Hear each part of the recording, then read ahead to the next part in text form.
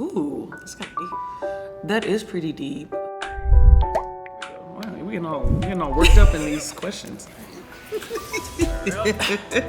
This is dig deep. I'll start. How did we first meet? Not in college.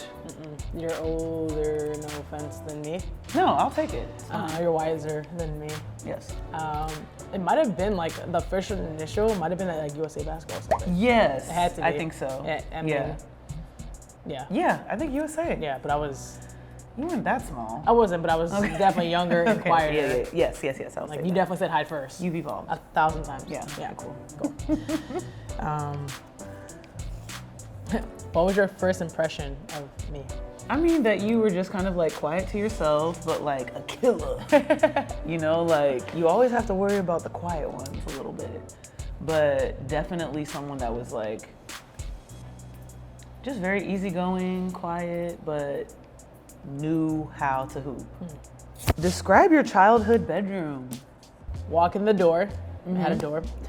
I had a door. I had a door, you know. Because that's real. I had like a desk, and then top was the bunk bed. Okay. And then on the side, I had a hoop hanging. Nice. I had a bookshelf on this side, 2 windows, closet, all my stuff in there. Not super organized, but enough to like find my stuff. But Did you have any posters? I'm a big tennis person. So I had like Venus and Serena on there. Okay. I had like a French Open picture. I had Michael Jordan, of course, Chicago. We had to have that. My mom made me put pictures of me and my brother. Made you? Yeah, you know, it's my room, you know, like I get it. There's pictures everywhere of everyone, but that's kind of my setup. It was obviously the hoop was probably the main thing, always shooting on that thing, but yeah. Like a wholesome childhood bedroom. Yeah, it's nice. Nothing crazy, nothing crazy. What's a meal from your childhood that always slaps? So there's two. And like, they're kind of like, you know, like those meals where it's like, it doesn't matter what time of the day. And then eventually like you could just make it yourself after like, it was made for you for a really long time. One was cereal. Wow, One was cereal. classic. Yeah, but I only ate one cereal growing up. Honey Bunches of Oats. That's fair. Yeah, that was the only cereal Crunch, I ate. texture, salt, sweet, like sweet. Yes, I don't let it sit. Yeah, you can't. I go right in. It can't be. Yeah, I need the texture. Yes, Yeah, texture. yeah. Never did. And then the other one, honestly, was ramen. And then like when I got to college, I really started putting like a little fried egg on top, some scallions. Yeah. But ramen, I know it's like really simple, but it gets it done. it gets does the job every single time. I feel you. I'll have to say. Oh, last one. Yeah. Hawaiian bread sandwiches. Ooh, the Yeah. bread is Hawaiian game bread changer. sandwiches. Yeah.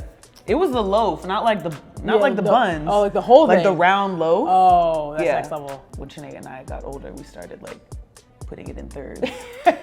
Excuse me. Yes. Those are the ones. Explain your welcome to the W moment. Maya Moore, Garden Hair, and then Good for Maya. Yeah. You have the same position. thank you. Coming to the league, I weighed 135. Rookie, guarding Maya Moore. Maya. Oh no, don't worry. Hey, Maya's going off. How about you just guard Simone? Get crossed, get post up, ran over screen. I mean, it was a nightmare, but that was literally how I integrated. I feel like we played them back to back too. Like we played them early. Really? Yeah, it was like on a Tuesday, then a Thursday, and I was like, this is not. It's not college. It's not college. No, not at all. you're So better that for was, it now. Man, I don't think people understand how great Maya was. Oh my gosh. There's an era of basketball that we could dive deeper into, but we'll save that for another day. Yeah, that was scary. What's something you wish you knew 3 years ago? Ooh, That's kind of deep. that is pretty deep. I ended up learning, but I wish I had known a little earlier that my worth is not determined by other people's expectations of me. Yeah. I think I put all my eggs into one basket of like trusting people too much with like my future, my destiny, my legacy. And knowing that earlier, I think would have put me through a little bit less heartache. Yeah. But yeah, that was kind of deep, sorry. Yeah, no, somebody gotta go there. You know, somebody gotta go there. What's your on-court impersonation of me?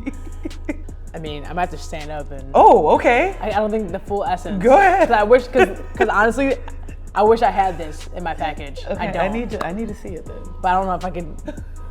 Because I think you have the best footwork. Really? Oh my I God, appreciate yes. Around the defense. I will scored. use a pivot. I wish I did that more. Your pivots are. I feel like you do though. No, it's because I trip half the time or I stumble and then it ends But the that ball way. still goes in. But yours is like, it's sound. It's so good. Like, So funny enough, the reason why I think that my pivots are good is because I grew up pivoting on the wrong foot. So like I grew up stepping with my right foot, Yeah. shooting. Then I corrected it in college. So then I can kind of pivot with man, both legs. I love it. Like I wish I had that. I guess Blessing in disguise, I guess. Yeah, I love it. I appreciate that. Yeah, it's Coming from you, I really do. no, for real. I try to steal it as much as possible. What's something you admire about like me? Why are we getting into our feelings? Yeah, I don't know. I feel like you have all the filling questions. Is something I should know here? Like, what? Yeah. Okay, something I admire about Jewell. I love how like non-judgmental you are. Like I really do. I don't think I've ever experienced like an environment where like our teammates are like uncomfortable like approaching you. I think that's like really important in having someone who is like a leader, not even just because of like how you perform, but being approachable. Oh, that's me. Hey, Pops, can I call you right back? He was literally just saying hello. Hi, hello. It's very difficult to like be someone that people don't feel comfortable being around and like trying to lead a team. That's not just indicative of like me being on this team, but like also how long you've been in this organization. People feel safe because you foster like a very non-judgmental environment. Thank you. Yeah. I try. I feel like, how can I judge someone? I'm still evolving, and you know, it's like, what do I know? You know. Like, But there's a humility to that not a lot of people have. thanks. Share with me a core memory from your hometown. Honestly, so every year we have like the Linkwood Festival. Our town's pretty small, so everyone obviously goes, but the Linkwood Fest is like super like old school carnival games, but it's nice because like you see kids from, you know, you grew up with, they come back, or people who like leave and come back, so you kind of see everybody, and it's like really nice. And I mean, who doesn't like funnel cake? So it's like a whole community thing, and everyone gets involved, and it's just really nice to see like the older generations and cousins, family, teachers, all those things. Like it's like a really nice thing that we always go to. Small town, but it's nice. What's a piece of your culture that's always with you? I like this one. Oh yeah, this is a really good one. In Nigerian culture, like family is really important. And so that's just something that is always with me, you know? And it's not just my immediate family, it's like my extended family, my cousins, my aunties and everything. And so that is just something, as you can see, like, Yeah. you know, my dad Yeah. called, like, I think sometimes it can be, it can feel at times like for people who aren't familiar with it or who require different types of boundaries, it can feel encroaching at times. yeah. But like being immersed in your family is like a real thing in a very healthy way. But when one person wins, like we all win. Like we celebrate everyone's wins, and I think that the concept of family is also something that's like integral to how we problem solve, you know, and like how you kind of support everyone, and then also in a lot of ways how you like delegate decisions that can affect like more than one person. For sure. It can get complicated at times, but it's something that I can't live without. Yeah. So Of course. that's Love it, that's a part of my culture that I love. Love that. Yes, Family's yes, everything. yes. Okay, last one. What does it mean to you that you've made 5,000 points? It's wild. It's big time. Big time. It's big time. Thanks. It's I don't know. I mean, you know, you get drafted and you do what you love. You're not necessarily thinking about all the things that could happen from it, like all the accolades, all those things. You kind of just play.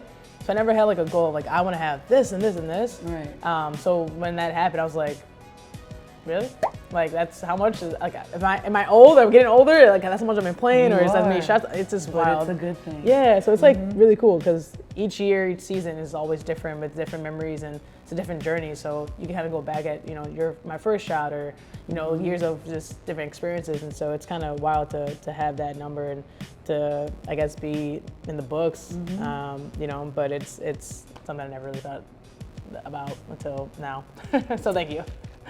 No, on to the next one. Yeah. How does it make you feel that you hit 6K points? I mean, like similar. Okay, I see what you guys did there. I kind of had like an unconventional upbringing with basketball. Like I wasn't, dribbling in my house, like growing up playing and watching like it all the time, but I fell in love with it, and I fell in love with it with my family. And we were kind of learning together, and then it was like, oh wow, like, this sport it's amazing, and like look at how I'm getting better, and like I'm being disciplined, and then it's like, oh, scholarship. Oh, and then like you kind of like realize like all these things that this one hobby, this one passion is bringing you, and then when you get into the league, which is a dream, I feel like I didn't have the transitional period of like being in the league per se, because I was like, oh, you guys are just gonna pay me to play. I've already been doing this for so long. Right. And it's just such a blessing to be able to like just be there, and then of course I was playing with like greats. Yeah. And you see what they're achieving, and you're just like, whoa, like literally like, whoa. Yeah, like a little kid, always. Could that be me one day? Does it really happen? Yeah. I always say like the years go fast, but the days don't really do. So like I'm going each year, grinding, trying to be great, and then it gets to a point where like 5K, and then you have all these other accolades that you didn't necessarily have an idea that they would happen. But I think what I'm most grateful for is who it happens with. I think I'm really more grateful to say that, hey, I got this in a Storm jersey. I got this on this team. Right. I was able to witness you getting your 5K. Even like it was funny when we were in Vegas. I was like, the last time we were in that locker room was when we were all-star teammates. Me, you, and Ezzy. Yeah.